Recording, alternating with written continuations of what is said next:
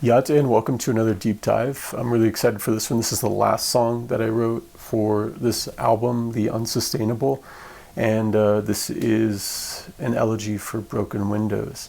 So this really was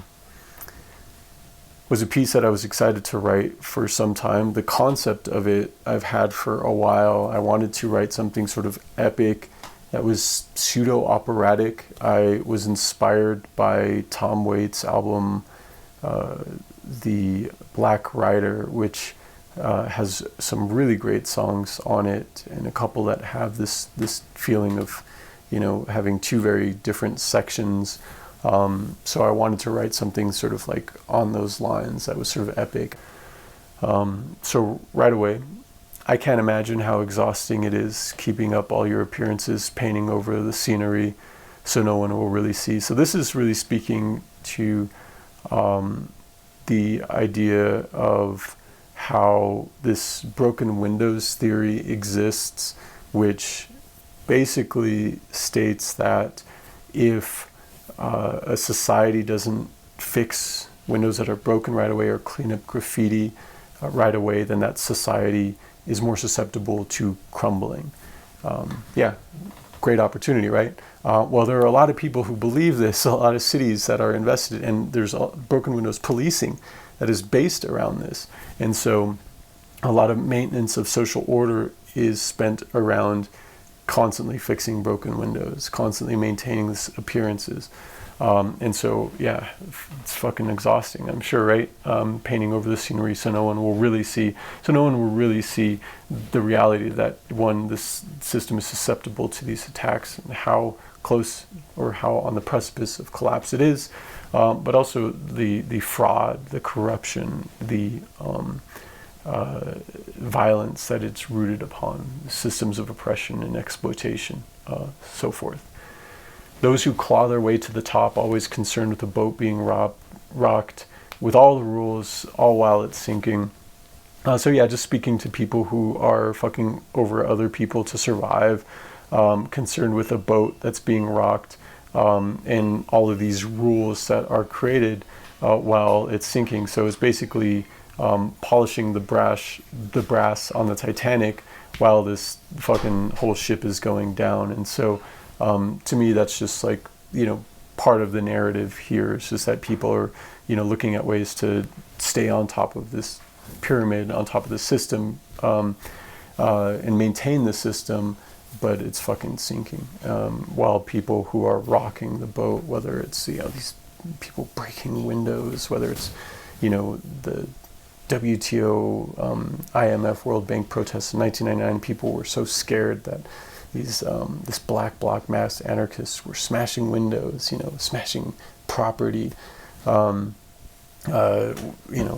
about, or just, a kid on the street with a paint marker or spray paint can, tagging up a building or a few broken windows. So, and then the chorus is, the view is so beautiful through these broken windows. And so getting into the broken windows theory and how it's beautiful, the view of resistance, of people fighting against that, idea and working to bring the system down, and also the vision of a healthy and just society, beyond this current state.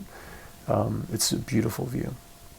As they prey on every move to co-opt and then misuse, such a clear pattern that maintains the abuse. And this gets into the exploitation of movement iconography to some degree, street art, and then the nonprofit industrial complex in the way that it co-opts and makes things sort of revolutionary chic. The moment something's like popular hashtag, then people care about it, and they just brand and have all the merchandising that goes along with it. And it's such a capitalistic approach to this sort of like powerful opportunities to mobilize people, and they turn it into something that they own, and they sell it. And so it's just a product at that point, and it is removed from the hands of the people. And that's just like part of the issue I have with street art as a whole. Street art should be, one, an art of the people, accessible to everybody, and a threat to the existent systems. And so what we see now, though, is like Banksy selling for fucking millions of dollars, and Shepard Fairey, Obey, like lines of clothes in department stores. Like, I mean, that's not street art to me. It's not the art of the people. The walls of our cities should be anti-imperialist art galleries, and that's not what we see with that. So, co-optation and misuse, it's a clear pattern that maintains those systems of oppression. It maintains that abuse, and that goes for revolutionary chic exploitation, but also, the street art dynamic that I'm talking about. So as you go round and round thinking something new to be found, so dutiful, attendant to disharmony. So this is about like those people who are paid or they're volunteers, because there are strategies, as I mentioned, with like broken windows policing, and broken windows sort of governance, that people just constantly are going around fixing these things, covering these things up, and their dutiful attendance to disharmony is sort of how I wanted to label them. So they're attending to the disharmony by maintaining these appearances, and sort of just constantly going around. And that also, like, in some ways, it's like marching in circles, recycling the same tactics over and over again. There's what's new to be found off of that. In some ways, we're maintaining that disharmony by, one, picking low-hanging fruit or shooting low, if you will, when our goal should be like, let's fucking dismantle this system, right? And bring liberation for Mother Earth and all her beings. So every piece we tear apart, and every part all used up, then spit out and taken out of context, just really shifting the tone of the song a little, or the focus of the song a little bit, regarding like the tactics that we have, the strategies that we have, and how things get taken out of context or thrown in our face. And I think it comes together more with the next line. We use up people. The politics of disposability is real. We spit things out, take it out of context, even our own histories and our own identities. And so, but we've seized all their tools and recontextualized Audrey's quote, Audrey Lorde's famous quote of "the master's tools won't you can't dismantle the master's house with the master's tools," which usually people use. Liberals like to, beat radical people down with that and say, you should, recognize that we can't use these tools to tear down these systems of oppression. Well, people who use that, to weaponize nonviolence and suppress radical tendencies usually haven't read Audrey Lorde's full essay, where she talks about that in the context of what she means by that. And it's like, you can't use white feminism to take down patriarchy. You can't use racism to take down patriarchy, and that was part of the context. And so it's been weaponized, but so recontextualizing her quote, the idea is that we can use all the fucking tools in the toolbox, because some of the responses to people who misuse Audrey Lorde's quote, some of the responses are like, well, if people say you can't use the master's tools to take down a master's house, well, clearly you're not a carpenter. You don't understand that you can use any tools to demolish. And so that's why I sort of say we sharpen steel and bone against all hope. And so basically just sharpening the tools that we have available, steel and bones, things that are really material. One that's like, made from the destruction of the earth, but we can repurpose as a tool, and bone, something that's within all of us, within our bodies, against all hope. So like combining these different elements that we have against all hope to bring the system down. So it's so beautiful through these broken windows. And before I get into the course, there's a lot that could be said about that. I'm just sharing a bit, and just definitely look forward to your comments. What does Audrey Lorde's writings and quotes and work and organizing and activism mean to y'all?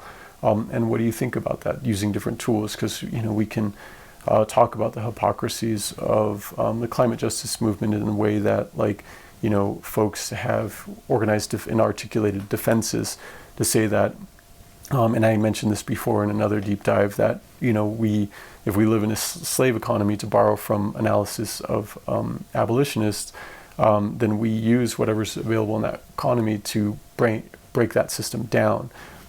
So, you know, we're not going to wait for the perfect opportunity or the perfect tools that we can have that are, you know, sort of like, you know, basically this is the realm of the politics of purity. But we're more complicated than that. We can use whatever is available for us. Just like Malcolm X's famous quote, by any means necessary. And so really, this is sort of what, you know, I sort of recontextualize that into an understanding of. And so now the next section is the twist. So this, this cacophony of sounds, like drums, and this is totally different from the rest of the album, which I was excited about because it is a little bit more reminiscent of like a full band, an ensemble of some ways.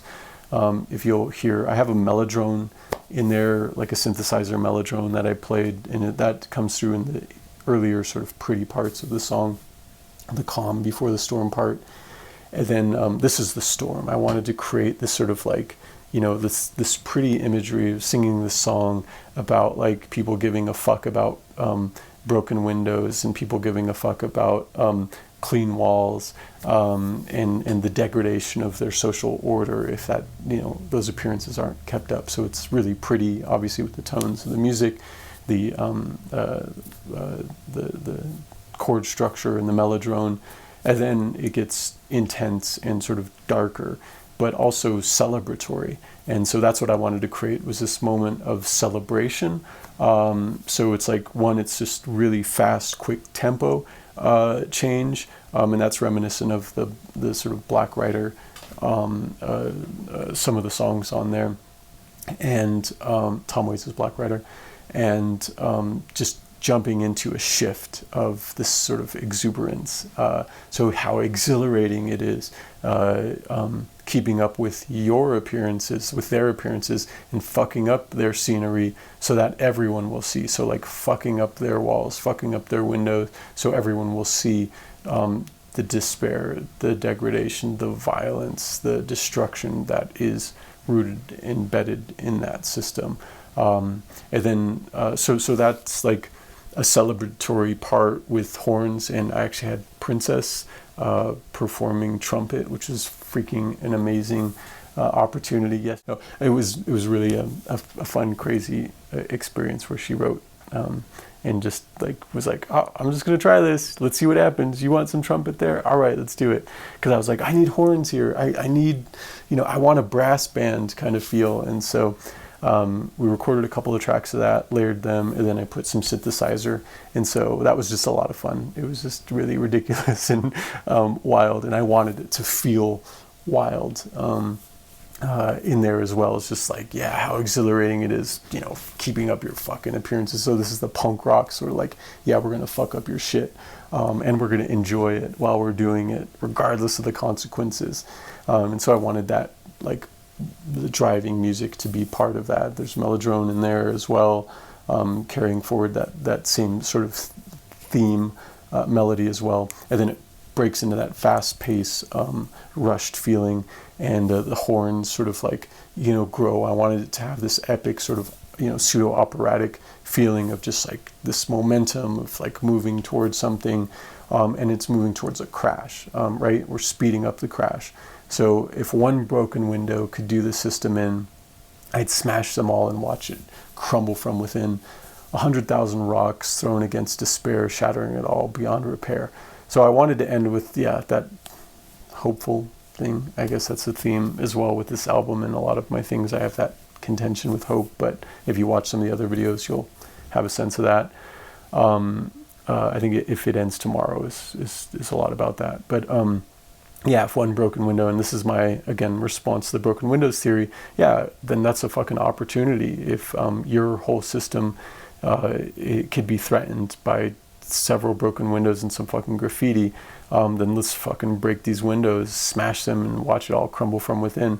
100,000 rocks thrown against despair. And that's like, I wanted to have a statement of hope without using that word hope. But the idea and it took me a while to come up with the words that fit the imagery in my mind, was just like, just like, what can we do to overcome that despair? And we've talked about this in another deep dive in another song, of what helps people overcome despair. So 100,000 fucking rocks thrown at all these windows, shattering it all beyond repair. And just ending with that, beyond repair. So the momentum of the song driving, building with this cacophony. I wanted to have it feel loose and chaotic, so that the drum rhythm is off timing. The guitar is just rushing. The horns sound like, okay, what the fuck? Where is this coming from? It's just, it's very big and larger than life. And so, I feel like this was a lot of fun to write, a lot of fun. It's overproduced. I probably will never be able to reproduce this song live unless I get a whole ensemble or just, do some digital shit. But I'm curious as to what your thoughts are. Really appreciate it, especially what your responses, what your feelings are regarding Audrey Lorde's quote. If you've ever come up against people who weaponize that against you, and if you read the whole essay, what your takeaway was that, because it is a powerful statement, an assertion, really, but miscontextualized. And what your thoughts are on the whole Broken Windows series. And who are some of your favorite graffiti artists, or what graffiti would you like to share? Stencil work, wheat pastes, anything like that excites you, that you found. Maybe send me some so I could feature them, or just find a way to share them. You can hit me up on my Instagram, Cleban Ali, and share them there as well. Yeah.